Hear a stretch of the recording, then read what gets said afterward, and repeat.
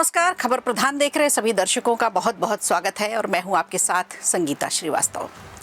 देखिए, मणिपुर की इरोम शर्मिला की तो आपको याद होगी। अब वांगचुक जब भूख हड़ताल पर हैं तो उनकी याद आना भी लाजमी है।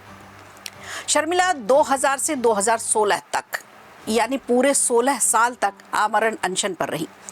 ये देखिए, ये तस्वीर है उनकी, उसी दौर की है जब वो अपनी मांगों पर अड़ी थी। अन्न का एक दाना तक नहीं खाया था। नाक में नली डालकर दूध और कुछ विटामिन के सहारे उन्हें कई सालों तक जिंदा रखा गया। उनका भी एक अलग और एक लंबा संघर्ष रहा। अपनी मांगों को लेकर जिद कर बैठी। 2 नवंबर 2000 को मणिपुर के मालोम कस्बे में गोली चल गई। 10 निर्दोष नागरिक मारे गए, जिससे वो आहत हो गई और इस घटना ने पूरे राज्य को झकझोर दिया था। इरोम शर्मिला भी इसी घटना से अंदर तक टूट गई। उन्होंने तय किया कि जब तक सशस्त्र बल विशेष अधिकार अधिनियम यानी अफचा नहीं हटेगा तब तक वो खाना नहीं खाएंगी। 16 साल तक अपनी मांगों पर वो अड़ी रही और एक लंबा संघर्ष उनका रहा। इस संघर्ष के दौरान केंद्र और राज्य में कांग्रेस और भाजपा दोनों की सरकारें आई और गईं, लेकिन किसी भी सरकार ने यह स्थापित नहीं होने दिया कि महज किसी के अनशन कर लेने से, किसी के भूख हड़ताल पर जाने से देश का कानून बदल दिया जाए या भूख हड़ताल से किसी मंत्री का इस्तीफा ले लिया जाए। विरोध है, प्रदर्शन होगा, लेकिन सरकार पर दबाव बनाना न पहले सरकारों ने सहन किया और ना ही अब कर रही हैं। जब इरोम शर्मिला ने अपने उसी संघर्ष और मुद्दे पर विधानसभा चुनाव लड़ा तो आपको आश्चर्य होगा ये जानकर कि उसी जनता ने उन्हें सिर्फ 90 वोट दिए थे। यानी सरकार की तरफ से बिल्कुल साफ था कि अनशन मुद्दा है, अगर भूख हड़ताल अगर है तो ये आपकी अपनी मर्जी से है। कुछ ऐसी ही विडंबना अन्ना हजारे के आंदोलन में भी देखने को मिली थी। उस दौर में जन लोकपाल बिल की सबसे ज़्यादा जोर से मांग थी और स्वयं अरविंद केजरीवाल उस समय उनके साथ थे और अन्ना उसी भूमिका में थे जिसमें आज वांगचुक को देखा जा रहा है और अरविंद केजरीवाल उसी भूमिका में थे जिसमें आज दीपके को देखा जा रहा है। अन्ना के साथ अच्छी बात ये रही कि दिल्ली की जनता ने उन पर असीम भरोसा जताया।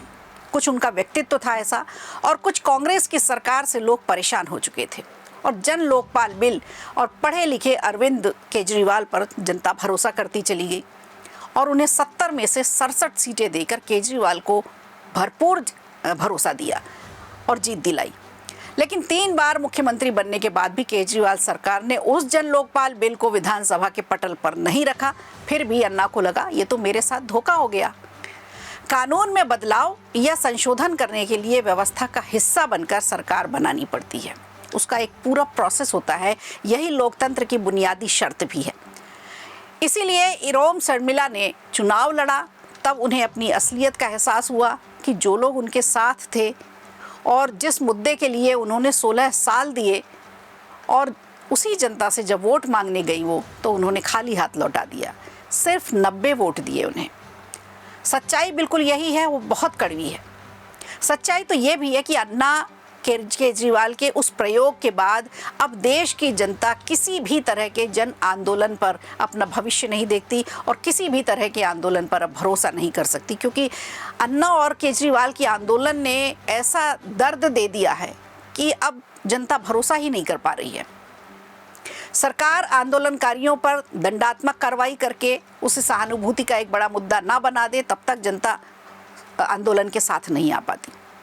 इधर बात करें अगर दिल्ली में सोनम वांगचुक की भूख हड़ताल जो चल रही है, तीसरा हफ्ता है उनका, और केंद्र सरकार अब जाकर एक्टिव हुई है जब उनकी हेल्थ उनकी बिगड़ गई है।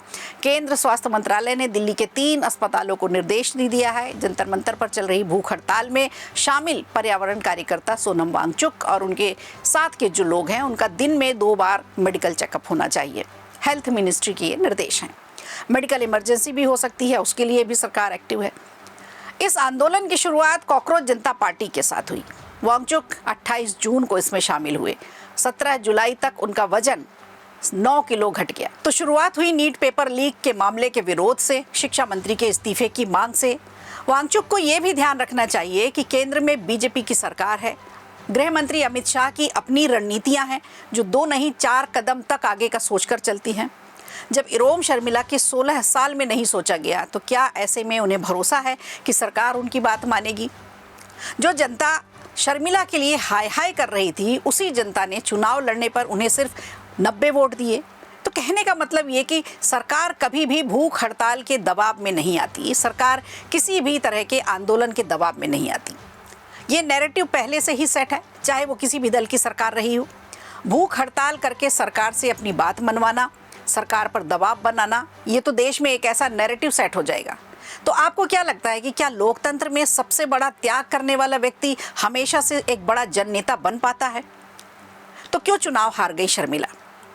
क्या इस तरह का दबाव बनाना सरकार पर उचित होगा? इस विषय पर आपके क्या विचार हैं, हमें कमेंट बॉक्स में आकर ज़रूर बताइएगा। वीडियो अच्छा लगा हो तो लाइक कीजिए, शेयर कीजिए और कमेंट बॉक्स में हमें ज़रूर बताइए।